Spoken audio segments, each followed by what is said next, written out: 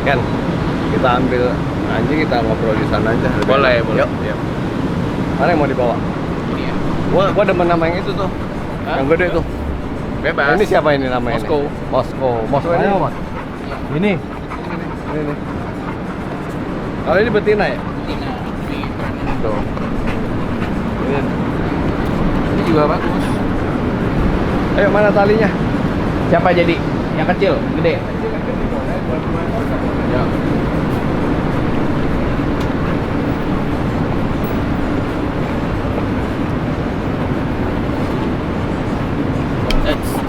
Bandel deh.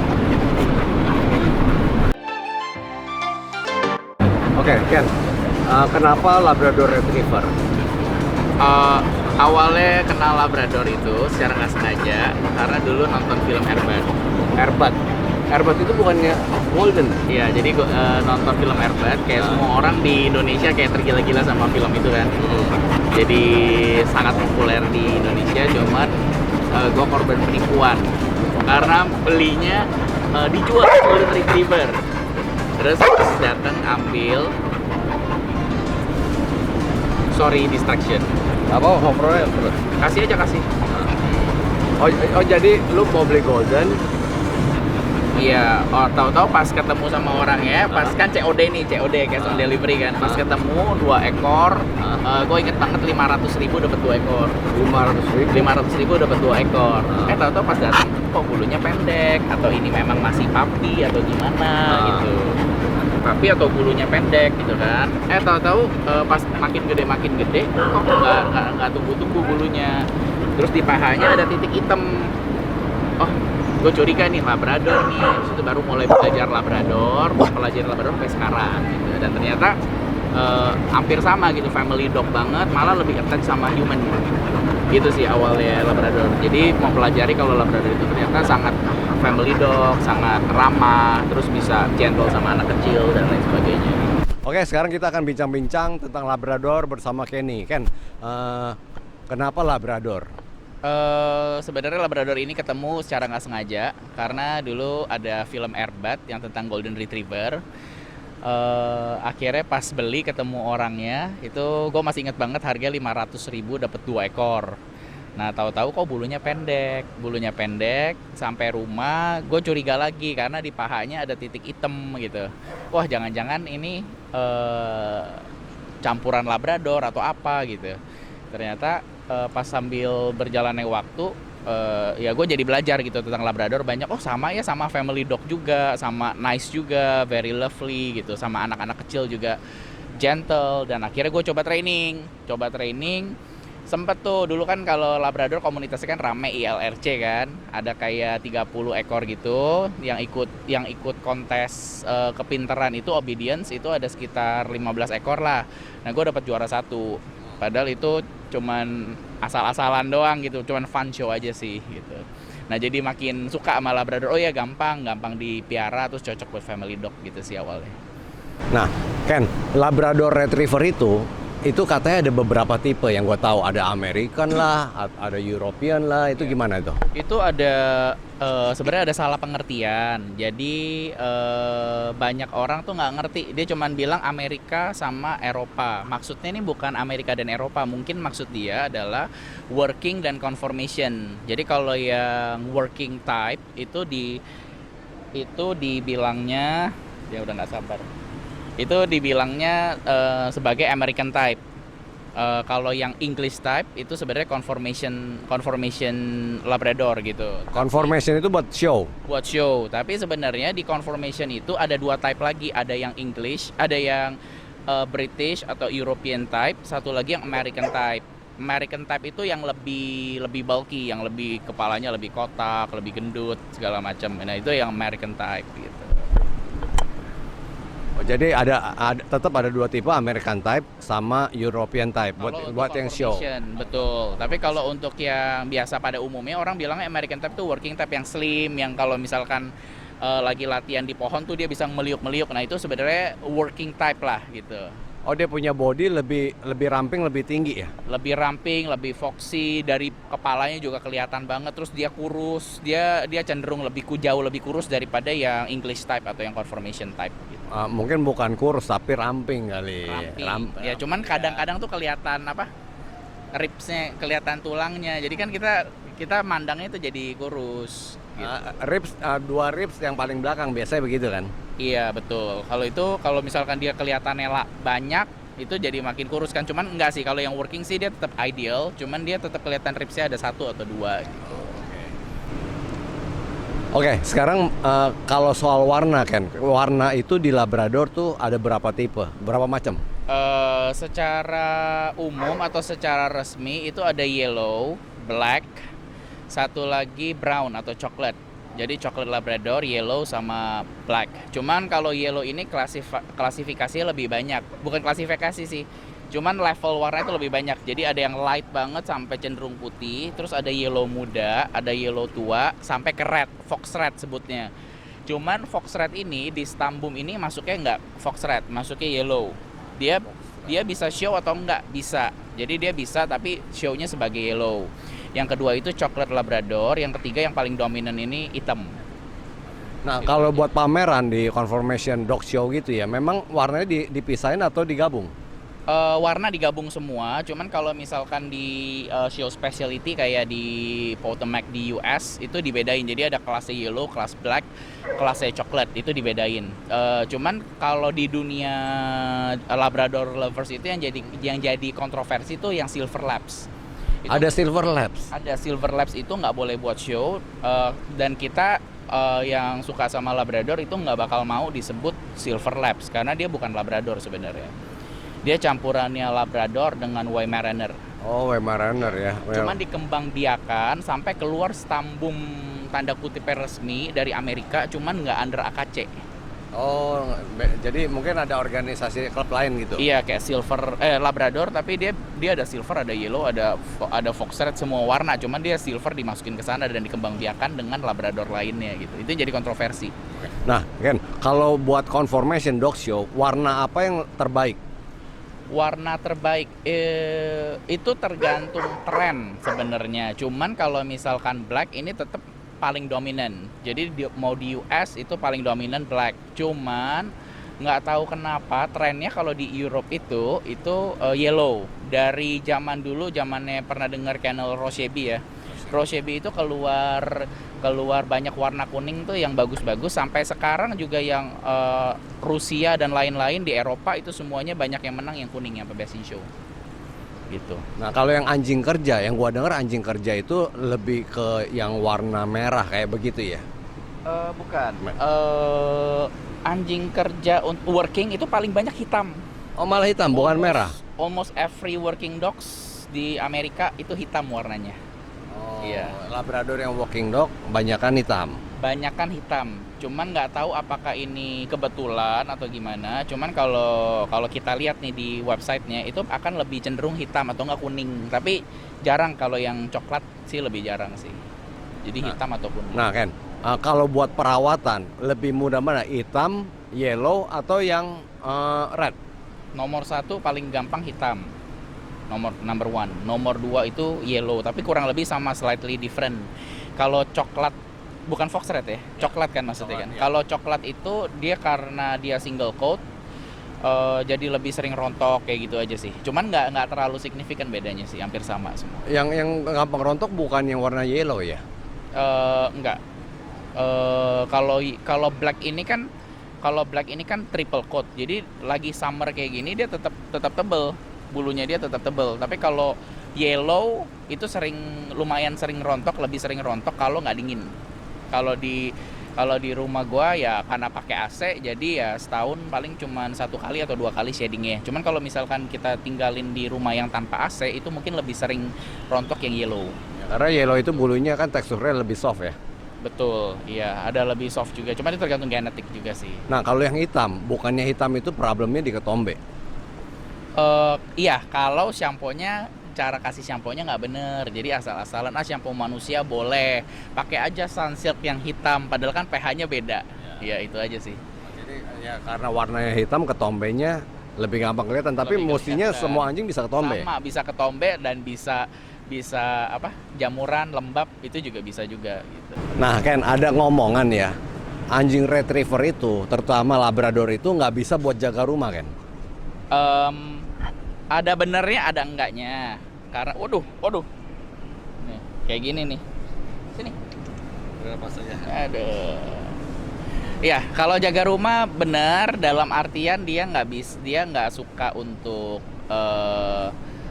jahat sama orang atau galak sama orang. Jadi secara natural dia akan sangat friendly sama manusia. Itu yang buat dia jadi nggak bisa jaga rumah. Cuman kalau misalkan Labradornya bawel itu jadi bisa.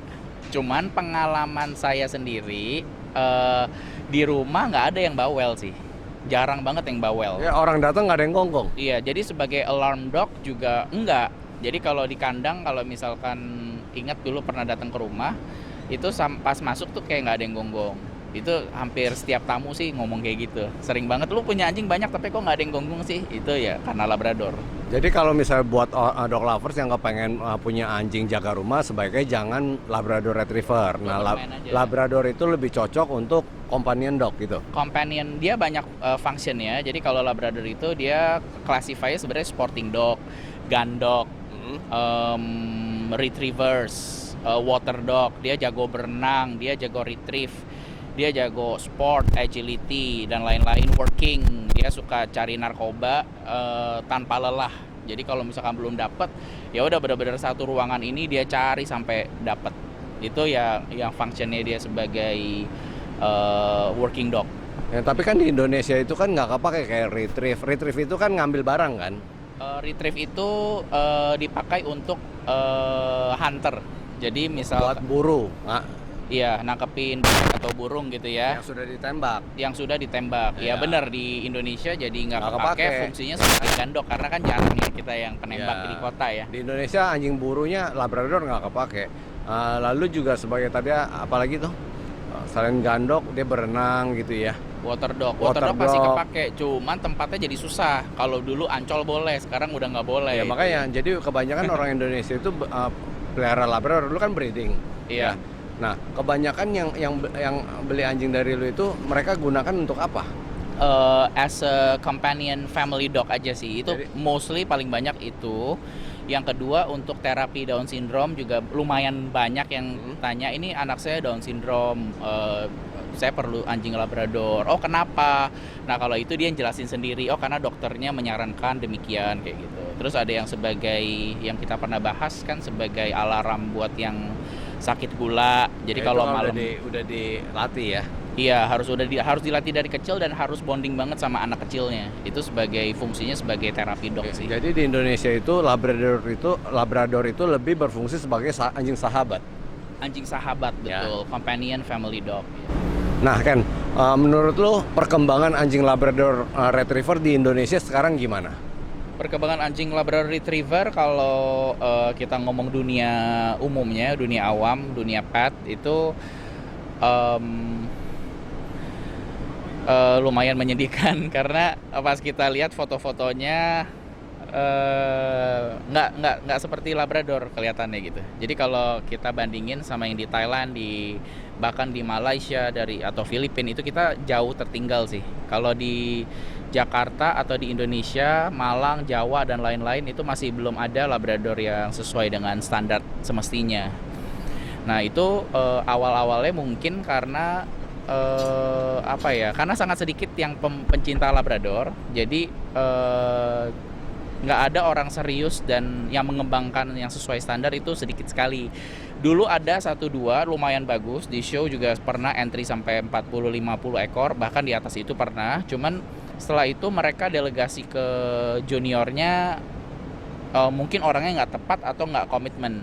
Jadi akhirnya sekarang kita nggak temuin Labrador yang oke di sini. Kalau mau ngomong jujur. Nah, kalau buat di dog show ya kalau gue lihat ya, Labrador itu kalah sama Golden, kalah sama anjing-anjing berbulu. Iya. Jadi di dunia dog show memang menurun, tapi untuk di dunia pet lovers ya, yang buat teman di rumah, menurut gue sih udah oke. Ya masih oke sampai sekarang, terbukti dengan harga jual yang di atas 10 juta. Minim-minim di atas 5 juta lah. Nah, kalau menurut lu gimana? Kalau Labrador yang di atas 5 juta itu masih banyak yang jauh di bawah standar.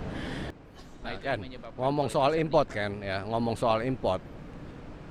Susah gak sih import Labrador ini? Atau misalnya gini loh, banyak netizen ya nanya ya, gimana caranya gua import? Gua nggak ngerti import. Gua ada gak orang yang bisa bantu gitu loh? Oke. Kebetulan gue sering banget impor, jadi kontaknya ke gue aja. Oh, lu bisa bantu. Bisa. Jadi kalau misalnya ada netizen yang pengen, gue kepengen punya Labrador yang bagus, import gitu loh. Iya, awal-awal impor itu sebenarnya nggak sengaja. Pertama sendiri impor, yang kedua tuh gue bener-bener bantuin orang tanpa margin gitu, karena awalnya pengen ambil darahnya aja. Jadi misalkan biarin dia impor jantan, gue nggak ambil margin, terus dia nanti pinjemin jantannya. Oh, nanti lu nebeng, sepuasnya. Jadi kawinin. misalkan gue punya betina, gue kawinin sama dia. Itu untuk meningkatkan kualitas Labrador di Indonesia.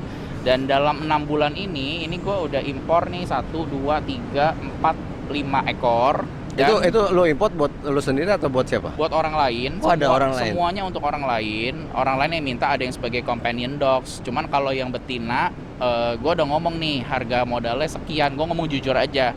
Tapi kalau lu mau outright atau lu nggak mau diganggu sama gue, lu nggak mau diambil anakannya, lu nggak harus breeding, nggak harus apa, ya udah gue minta margin ya sekian gitu. Nah itu gue ngomong jujur ke orangnya. Tapi so far ini yang masukin buat companion dog udah dalam 6 bulan aja udah 5 ekor. Terus yang buat bea cukai atau buat pemerintah itu udah 6 ekor.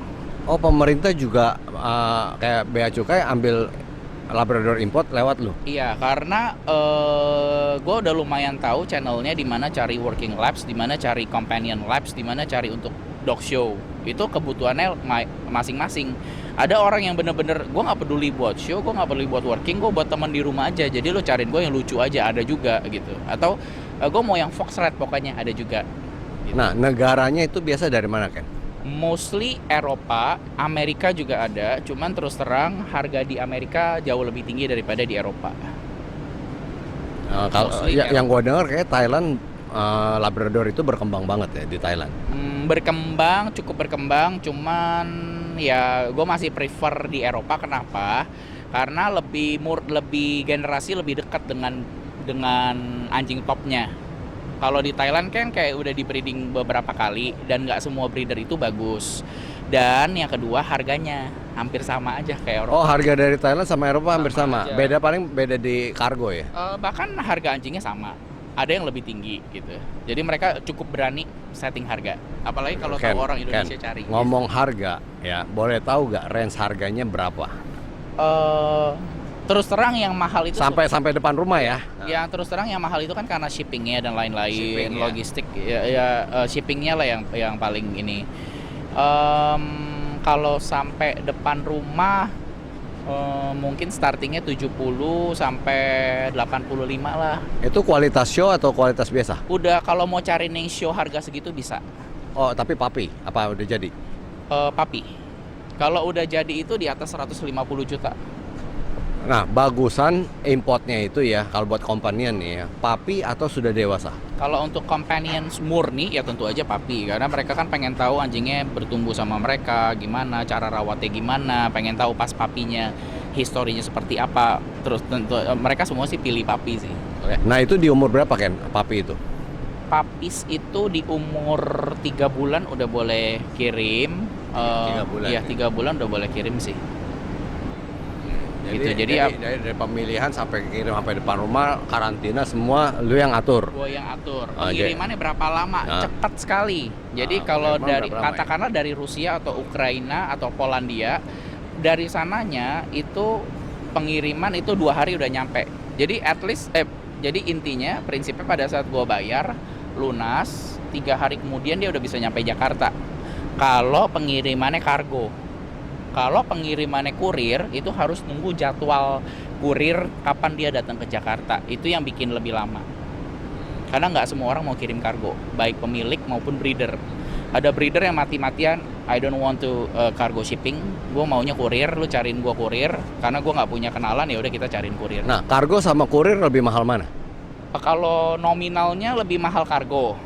Tapi kurir itu mahal bayarin orang yang berangkat karena dia harus ngurus dokumen, dia harus ngurus ke airport, dia harus kirim ke sini, flight panjang, terus dia flight balik ke Rusia kayak gitu, itu yang bikin jadi lebih mahal. Jadi basically duit yang kita keluarin sama aja yang di sininya. Ken, hanya Labrador aja atau lu bisa cariin anjing lain, Ken? Sangat bisa. Jadi abis ini kita lihat Black Russian Terrier, terus ada Polish Tatra Sheepdog, itu anjing yang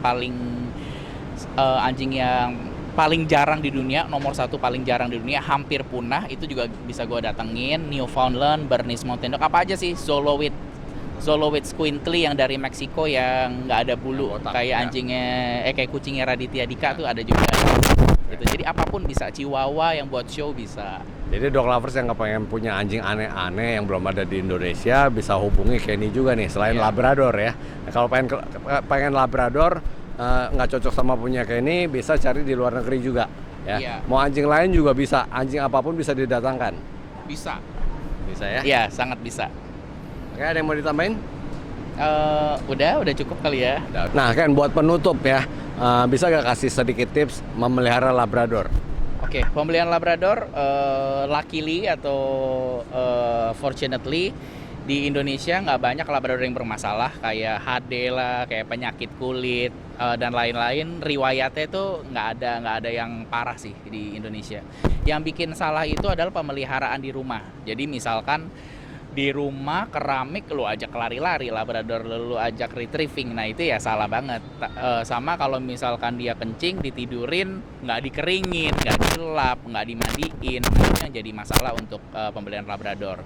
Yang kedua adalah overeating. Labrador itu kan makannya banyak banget, jadi kalau misalkan overeating, iya, kalau misalkan lu kasih asal-asalan kayak 1 kilo sehari, ya gendut lah. Nah lama-lama umur 6 tahun, 5 tahun, temen gue juga ada yang Labrador yang mati karena sakit jantung. Oh, jadi gampang kegemukan ya, jadi nggak boleh makan, mesti dijaga. Harus dijaga. Nah, soal grooming. Kalau grooming gampang banget ya, yang penting jangan pakai Sunsilk aja sih kalau gue. Mesti shampoo anjing khusus ya? Jangan pakai shampoo manusia, nanti disensor ya. Jangan pakai shampoo manusia, pakai shampoo anjing aja, ya karena pH-nya kan beda. Gitu. Nah, kalau buat latihan hari-hari? Kalau latihan hari-hari yang penting ada olahraganya, komitmen, ajak dia jalan lah, retrieve lah, cuman jangan di lantai yang licin, di lantai yang kasar. Ya ajak main bola, ajak berenang, bisa di Paus Kelapa Gading ini bisa juga berenang. Yang gua tahu pelihara Labrador itu sama kayak pelihara anjing kampung, gampang, saya tinggal kasih makan, groomingnya juga nggak perlu sisir-sisir ya kayak anjing bulu panjang ya. Iya, kanebo aja cukup. Udah. Jadi habis dimandiin di kaneboin atau tiap hari di kaneboin ya? Iya, di kanebo lah. Cuman kalau gue sih tetap rekomen pakai blower. Lebih bagus lagi masuk ke grooming center sini, ya kan. Oke, sekian bincang-bincang tentang Labrador bersama Kenny ya. Kalau misalnya dog lovers ada yang kepengen punya Labrador bisa hubungin Kenny, atau misalnya kepengen punya anjing lain yang aneh-aneh juga bisa hubungin Kenny. Iya. Ya, kalau buat soal grooming kemana?